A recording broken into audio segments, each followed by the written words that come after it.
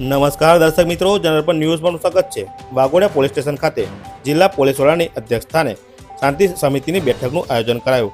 આગામી આવનાર હિન્દુ ધર્મના તહેવાર રામનવમીથી શરૂ થતા હોય ત્યારે ભાઈચારા અને કોમી એકતા સાથે તહેવારોની ઉજવણી શાંતિભર્યા માહોલમાં થાય તે વિશેની સમજણ આપવા માટે શાંતિ સમિતિની બેઠકનું આયોજન કરવામાં આવ્યું હતું। વાઘોડિયા પોલીસ પીઆઈ પૃથ્વીરાજસિંહ જાડેજા, વાઘોડિયા મામલતદાર તથા એલસીબી પીઆઈ સહિત વાઘોડિયા પોલીસ મથકનો સ્ટાફ સહિત હિન્દુ મુસ્લિમ આગેવાનો મોટી સંખ્યામાં હાજર રહ્યા હતા।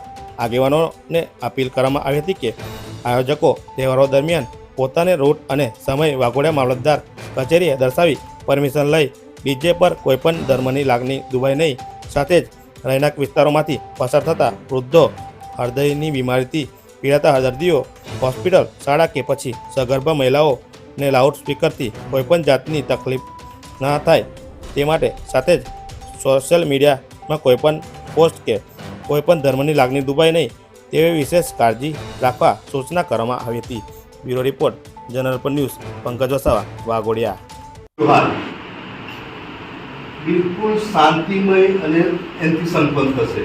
સાહેબ, આ વાઘોડિયામાં હું 2.5 વર્ષ રહ્યા છે। 2.5 વર્ષમાં આ તમામ લોકો મને ઓળખી ગયા છે। તમામની સાથે મિત્રતા તરીકે રહ્યો છું।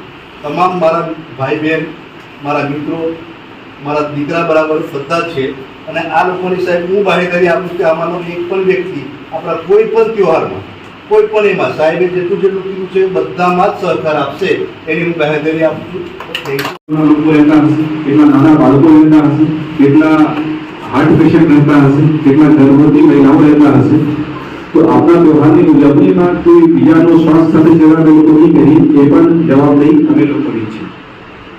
અને એક બીજી બાબત અત્યારે મેં સિટીમાં એન્ટર કરતા હતા ત્યારે મેં જોયા કે કદાચ તહેવારો ઉજવવા માટે ઘણી બધી ઝંડીઓ પણ લાગેલી છે। મારે આયોજકોને ખાસ આગ્રહ છે કે જ્યારે તહેવાર પતી જાય તો આ ઝંડી ધાર્મિક સ્વરૂપ હોય છે તો એમની પણ ગરિમા જળવાય અને એવું નહીં બને કે એ ધૂળ ખાતા થઈ જાય અથવા કોઈ ટ્રકમાં ફસાઈને કોઈ નાલાની બીજી વસ્તુમાં પડી જાય અને પછી વિવાદ થાય। મારા આયોજકોને ખાસ આગ્રહ છે કે તહેવાર પતી ગયા પછી પોતે સામે આવીને એ બધી ઝંડીઓની ગરિમા સાથે ત્યાંથી કાઢી લેવા।